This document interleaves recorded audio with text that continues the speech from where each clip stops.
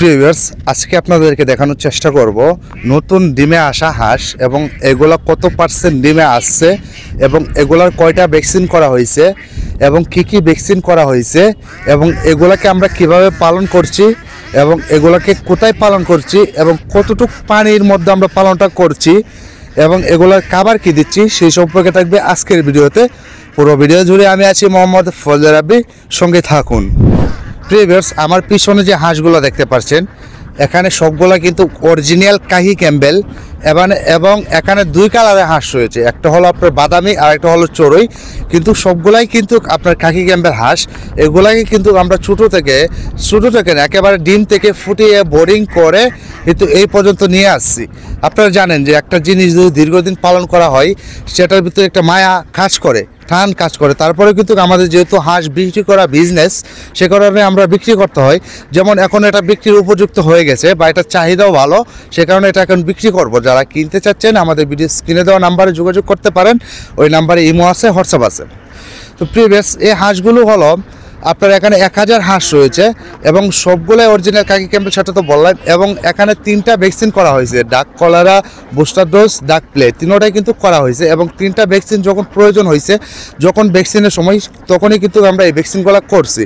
এবং এগুলোকে খাবার হিসাবে কিন্তু আমরা দিচ্ছি এখন ধান, গম, ফিট, শামুক এবং ভুট্টা।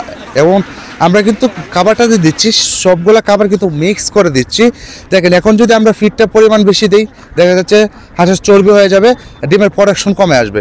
আবার যদি ভুট্টাটা খালি ভুট্টা দেয়, দেখা যাবে চর্বি হবে, আবার ডিমের পার্সেন্ট কমে আসবে। সেক্ষেত্রে আপনার করণীয় কি? আপনি করতে পারেন যে 60% ধান দিতে পারেন, 15% গম, 15% ফিট, 15% আপনার ভুট্টা দিতে পারেন। আপনার ধানের যে পরিমাণটা সেটা আপনার বেশি রাখতে হবে, কেননা ধানের যে কিন্তু চর্বিযুক্ত হবে না, ধানের যে আমিষ কিন্তু অত বেশি আমিষ না ধানে, বা পুষ্টিও না খাবারে। ধানের খাবারে কিন্তু পুষ্টি কম এবং খরচ অনেকটা কম। আবার যদি আপনি খরচের ক্ষেত্রে আসেন বা খরচ কমের ক্ষেত্রে আসেন, তাহলে আপনি শামুকটা দিতে পারেন। যেহেতু এখন বর্ষাকাল, সারা বাংলাদেশে পানি আছে, আবার সব জায়গায় কিন্তু শামুক আছে। আপনি জাল দিয়ে কিন্তু শামুক মারতে পারেন, মাইরে হাঁসকে খাওয়াইতে পারেন, অথবা আপনি কিনে এনে খাওয়াইতে পারেন। আপনার প্রায় জায়গায় এখন শামুক পাওয়া যায়, সেখান থেকে আপনি কিনে কিন্তু খাওয়াইতে পারেন। এবং এই হাঁসগুলো বিক্রি করার কারণ একটাই, দেখেন আমরা হলো 200 হারকেন পদ্ধতিতে বাচ্চা ফোটাই বাচ্চা বিক্রি করি, হাঁস বিক্রি করি, বোর্ডিং করা হাঁসের বাচ্চা বিক্রি করি। যেহেতু আমাদের বিজনেসই হলো বিক্রি করা, সে কারণে যত ভালো হাঁস হোক না কেন আমাদের বিক্রি করতে হবে। আপনার এই হাঁসটা যে দেখতে পাচ্ছেন যে কতটুকু পুষ্মান, আমি যেহেতু হাঁসের কাছে একদম দাঁড়িয়ে আছি, কিন্তু হাঁস লড়াচড়া করতেছে না। কেন লড়াচড়া করতেছে না? দীর্ঘ 6টা মাস কিন্তু তার পিছনে আমি রয়েছি। সে কারণে সেও আমাকে ভালো করে চিনে যে সে আমার মালিক, সে আমার কোনো ক্ষতি করবে না। কারণ আপনি আয়সা যদি হাঁসটার কাছে দাঁড়ান, দেখবেন যে হাঁসটা আপনার থেকে ছোটকে দূরে সরে যাবে।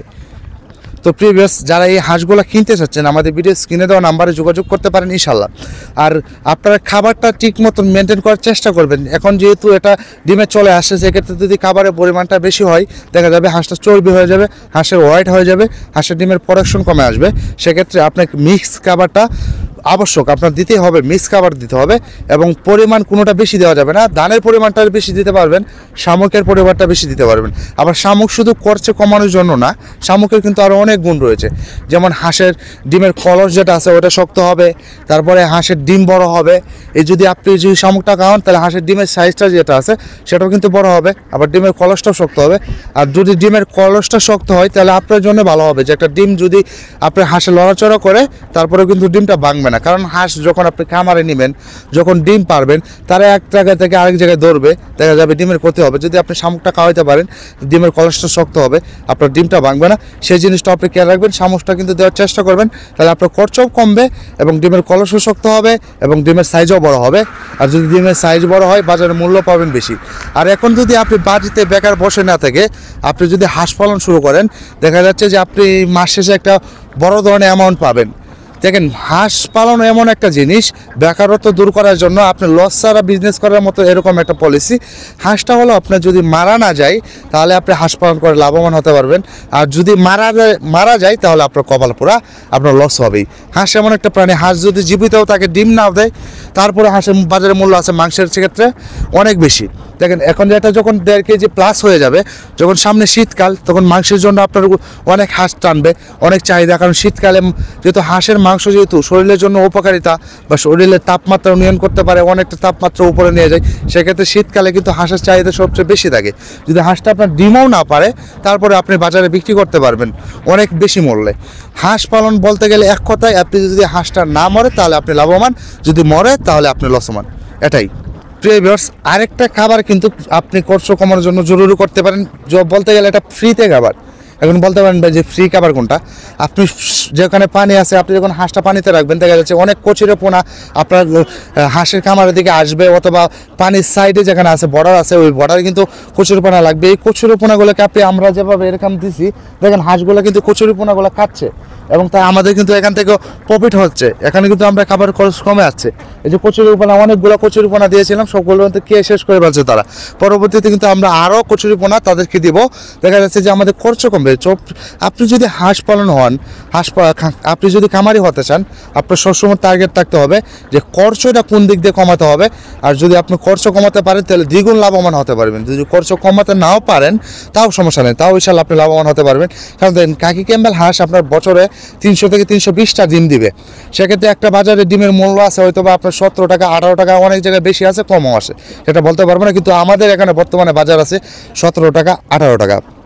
আমরা একটা হাঁসের পিছনে যে আমরা অ্যাভারেজ খরচ করে দেখলাম, আমরা প্রাকৃতিক খাবার সব কিছু মিলিয়ে দেখা যাচ্ছে যে আপনার 2 টাকা 2.5 টাকা খরচ হয় একটা হাঁসের পিছনে এখন প্রতিদিন। আবার যদি প্রাকৃতিক খাবার না থাকে, তাহলে আপনার 3 টাকা 3.5 টাকা খরচ হয়। যেহেতু আমরা প্রাকৃতিক খাবার অনেক কিছু পাচ্ছি, সেক্ষেত্রে এত বেশি খরচ হচ্ছে না।